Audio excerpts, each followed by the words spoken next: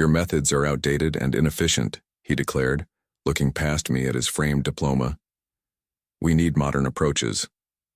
My name is Ethan Crowley, 58 years old and until 10 minutes ago, the Senior Systems Administrator at St. James Medical Center in Cedar Rapids, Iowa. 15 years maintaining the digital heartbeat of a 300-bed hospital, gone with a 20-minute meeting. Blake Winters sat behind what used to be Dr. Harrison's desk. 42 years old with an MBA and zero medical background. 4 months as our new director and already swinging his axe. His consultant, Devin, stood by the window, thumbs dancing across his phone, probably updating his LinkedIn before I even left the building. The consulting team will be overseeing the transition to cloud-based architecture, Blake continued. We've prepared a severance package, 2 months' salary, standard non-disclosure agreement.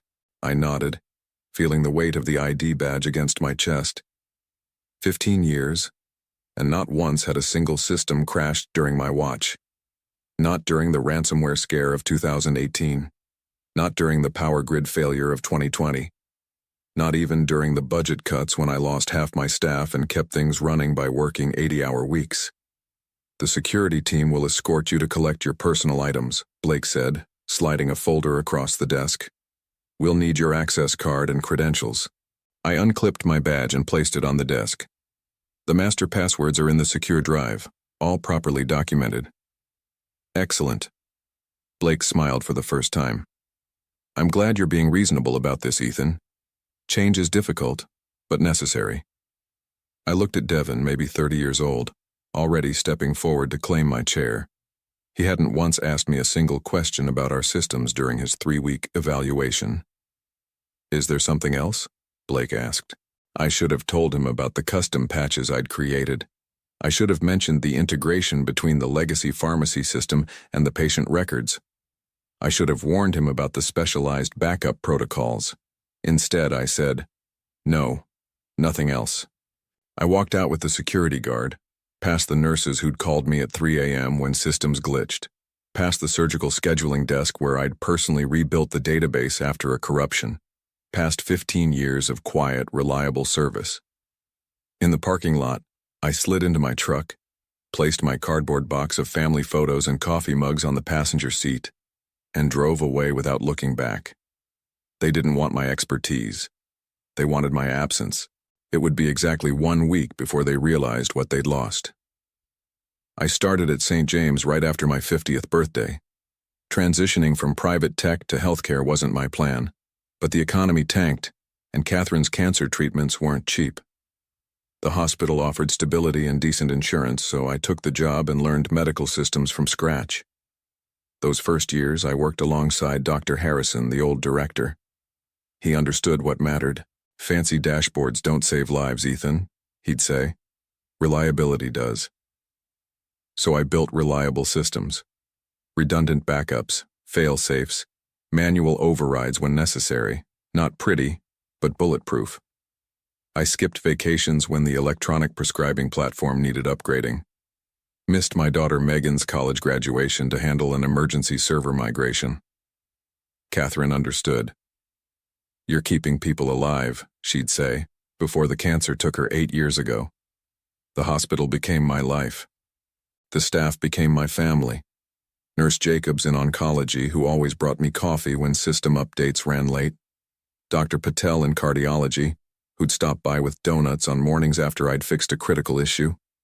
Even the janitor, Luis, who'd keep me company during overnight maintenance windows.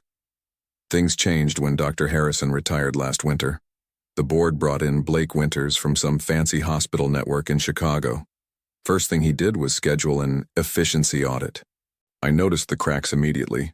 Blake never attended the IT briefings, never asked about our system architecture, just nodded impatiently during meetings, checking his watch.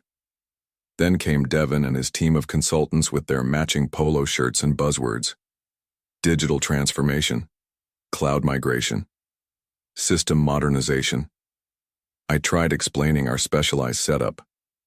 The patient record system interfaces with 17 different platforms, I told them. Some commercial, some custom built. We've had to create specialized. We've handled dozens of hospital migrations, Devin interrupted. It's all standard stuff. The warning signs kept flashing. Charts mapping our systems appeared on conference room walls, but they missed entire sections of infrastructure. Questions about critical connections went unanswered. My emails outlining security protocols received polite thank yous, but no follow-up questions. One Friday, I found contractors measuring my office. "Just planning the renovations," the contractor said, not meeting my eyes. I went home and updated my resume that night. Something told me to prepare, but part of me couldn't believe they'd remove the one person who understood how every piece fit together. I was wrong. They didn't just want a new system. They wanted a new story, one without the old guy who kept reminding them of the risks. The truth hit me 2 days after the firing, sitting in my living room surrounded by classified job listings and half-eaten takeout. My phone hadn't stopped buzzing with messages from hospital staff. "What's the backup process for surgical scheduling again?" texted Alan from IT. "Where's the configuration for the pharmacy interface?" asked Denise, the database admin. I didn't answer. My termination agreement was clear: no unauthorized assistance. The realization wasn't satisfaction or relief. It was a cold, heavy certainty. They had no idea what they'd done. Our hospital systems weren't just software you could swap out like changing a light bulb. They were living, interconnected organisms I'd cultivated for 15 years. Custom interfaces between incompatible vendor platforms. Workarounds for regulatory requirements. Manual processes where automation failed. I'd documented everything, of course. Hundreds of pages of technical specifications, configuration notes, emergency procedures. All filed properly on the secure drive. But documentation couldn't replace understanding. Couldn't replace 15 years of institutional knowledge. Couldn't replace me. My phone rang. Blake's number. I let it go to voicemail. "Ethan, we're having some integration issues with the pharmacy system. Just a quick question. Call me back." I deleted the message and poured another cup of coffee. 3 more calls came through that day, each voicemail more urgent than the last. I deleted them all. That evening, Dr. Patel called from his personal phone. "Ethan, did you hear what happened today? Emergency department couldn't access patient history for a trauma case. Had to call previous hospitals directly.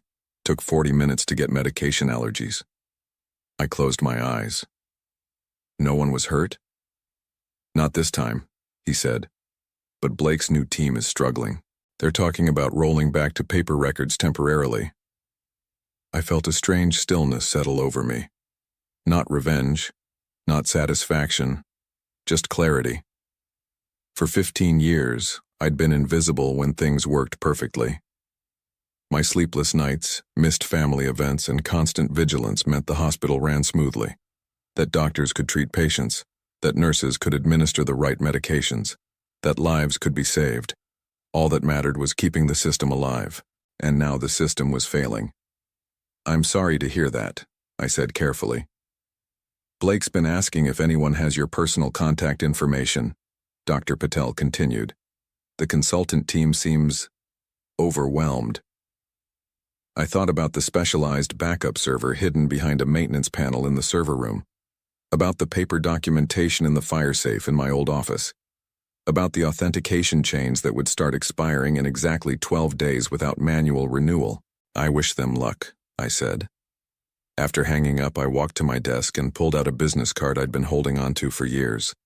Jennifer Walsh, Director of Technology at Riverside Medical Center. She'd tried recruiting me 3 times over the years. I didn't want revenge. I just wanted to be somewhere my experience was valued. I picked up the phone and dialed. Monday morning, my email inbox exploded.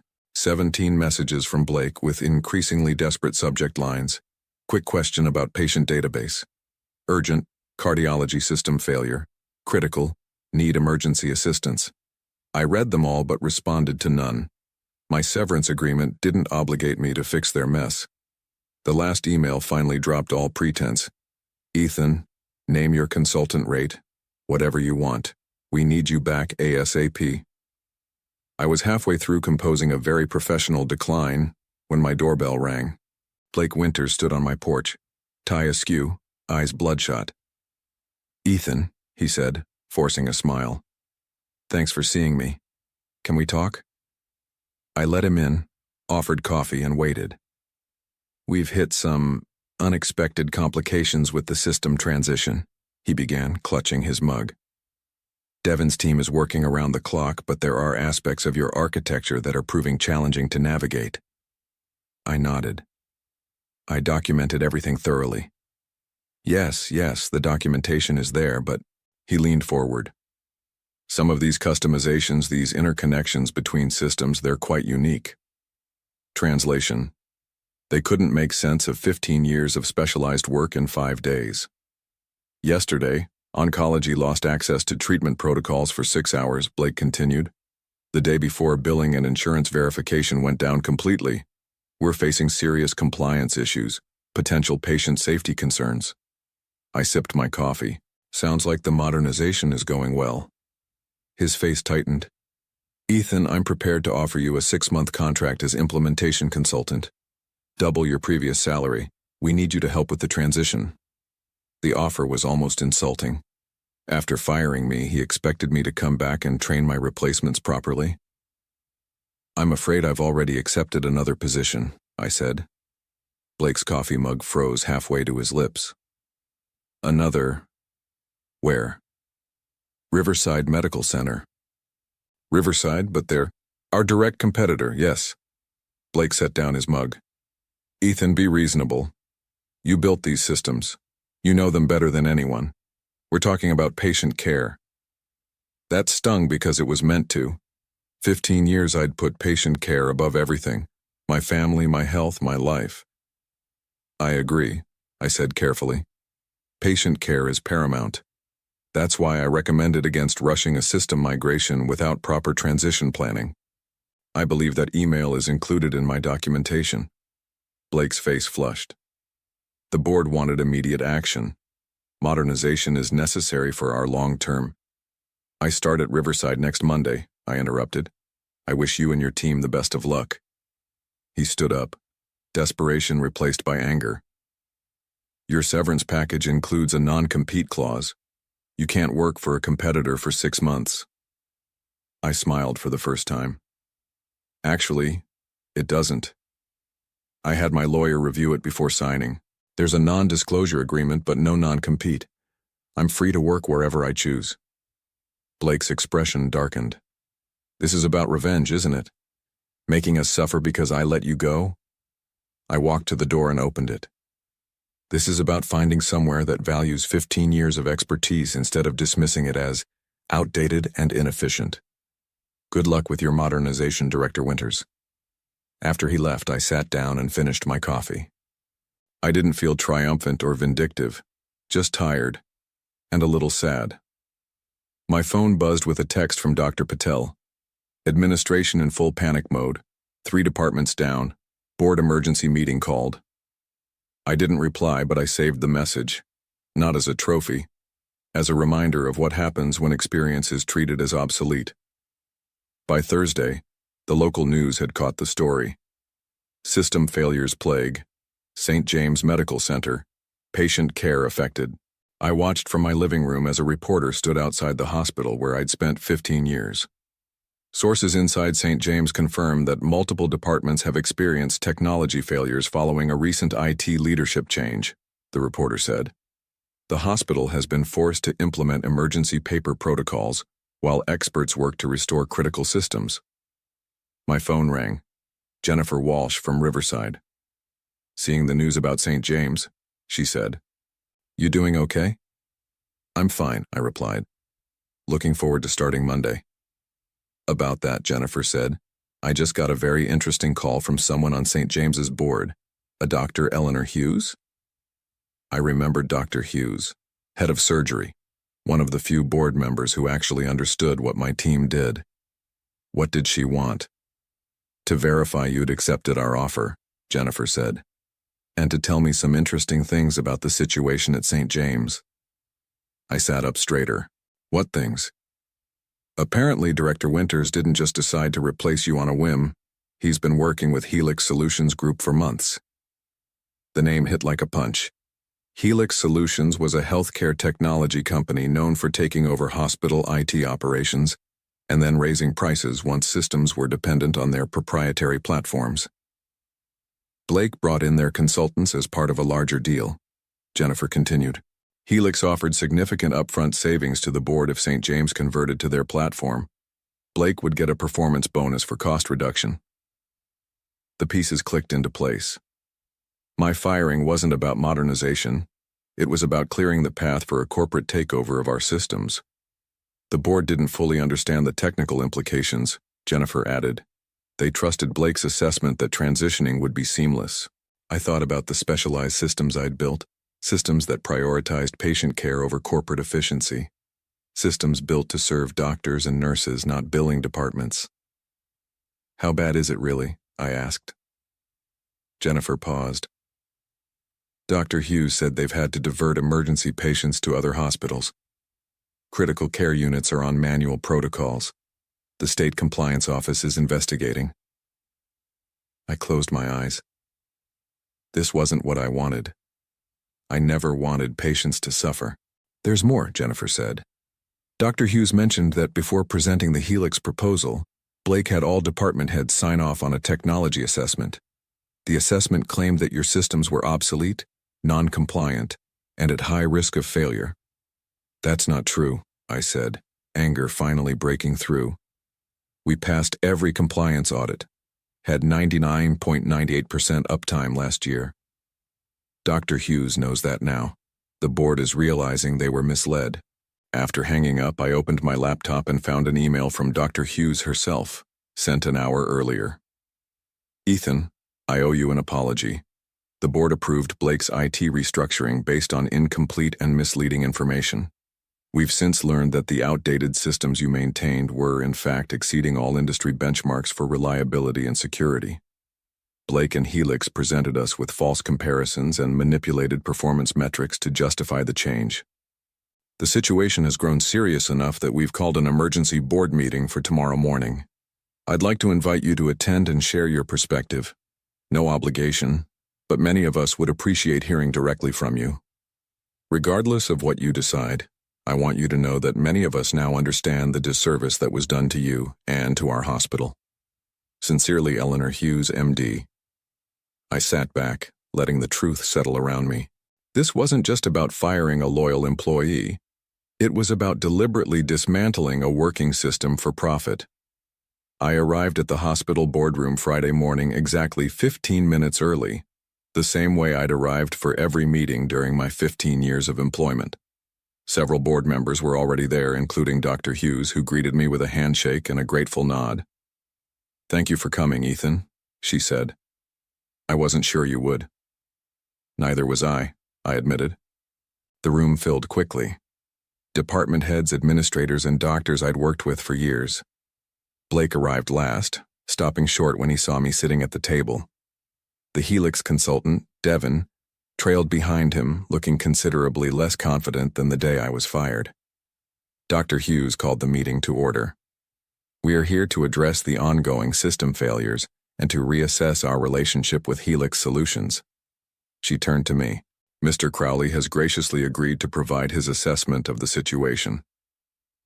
All eyes turned to me.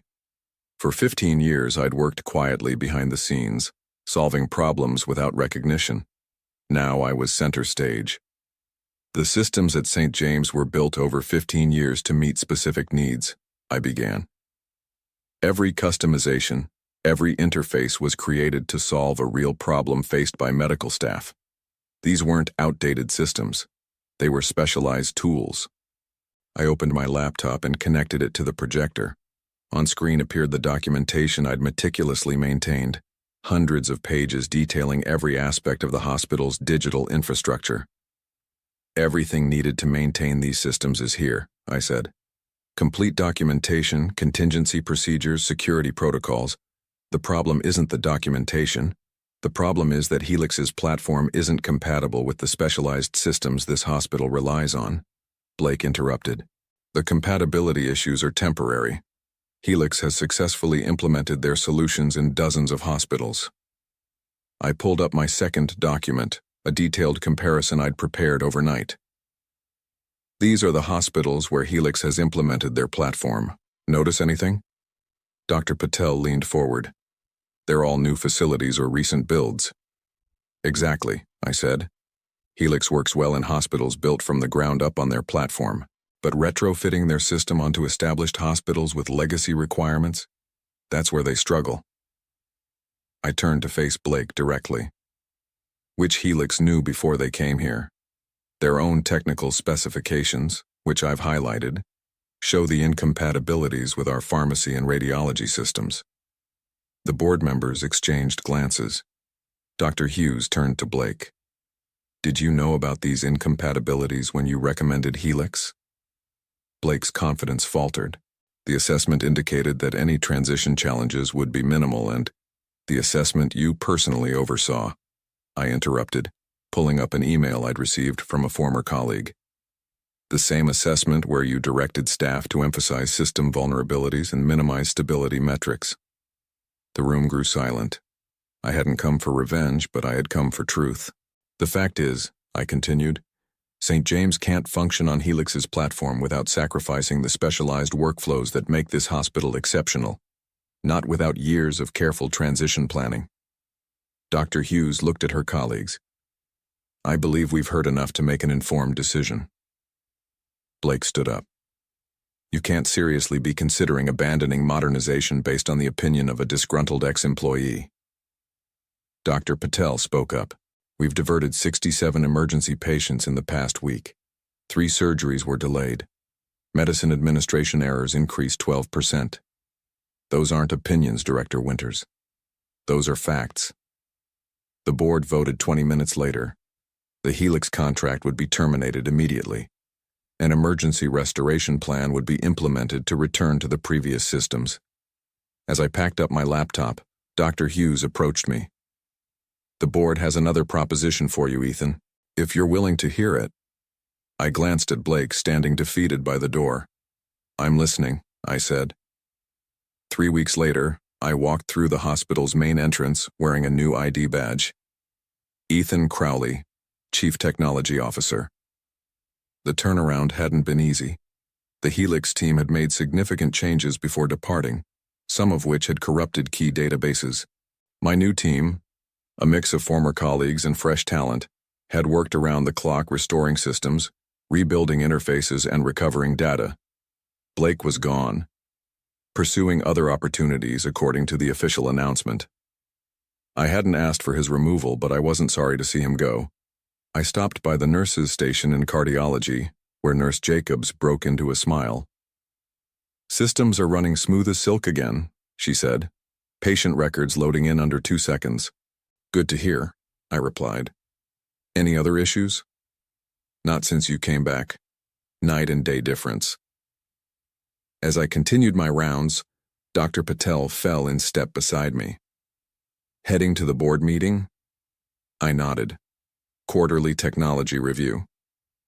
First one with you at the big table instead of standing in the corner with a slideshow, he noted. We entered the boardroom where the hospital leadership was gathering. Dr. Hughes, now interim director, nodded to me. Mr. Crowley, we're eager to hear your department's report. I connected my laptop to the projector. On screen appeared a simple dashboard showing system performance, uptime statistics, and comparison metrics from before and after the Helix debacle. Recovery is complete, I stated. All systems restored with no data loss. We've implemented additional safeguards against similar disruptions in the future. Dr. Hughes studied the metrics. And the modernization initiatives Director Winters was so concerned about. I changed slides to show my 5-year technology roadmap, a careful, methodical plan for evolving our systems without compromising patient care. Real modernization, I said, doesn't replace what works. It builds on it. The board unanimously approved the plan. 6 months later, I sat on my back deck with a cup of coffee, watching the sunset. My phone buzzed with a text from Jennifer Walsh at Riverside. Heard St. James received the Regional Excellence in Healthcare Technology Award. Congratulations, almost colleague. I smiled and typed back. Thanks. Sorry for the last-minute career change. No hard feelings. You were where you needed to be. She was right. I belonged at St. James, though not in the same invisible role I'd occupied for 15 years. As CTO, I now had a voice in decisions that affected patient care. I had a seat at the table where I could defend the systems that mattered. The hospital had learned its lesson the hard way. Experience couldn't be replaced with buzzwords. Loyalty couldn't be discounted as outdated. I scrolled through my camera roll to a photo taken at last week's staff appreciation dinner. My team standing together, a mix of veterans and newcomers, each bringing valuable perspectives. The plaque on the table recognizing our department's contribution to patient care. In the 15 years before my firing, I'd never once been publicly acknowledged for keeping the hospital running. Now my expertise was visible, respected, valued. I thought about Blake occasionally, wondering if he'd learned anything from the experience. Last I heard, he'd taken a position at a healthcare startup promising revolutionary disruption of hospital administration. Some lessons are harder to learn than others. My new ID badge sat on the table beside me. I picked it up, running my thumb across the title, Chief Technology Officer. Not just the man who kept the lights on anymore, the man who helped guide the hospital's future. I hadn't wanted revenge. I'd wanted recognition, not of my ego, but of the truth that experience matters, that some things can't be replaced or repackaged or disrupted without consequences. Sometimes the most innovative approach is simply respecting what already works.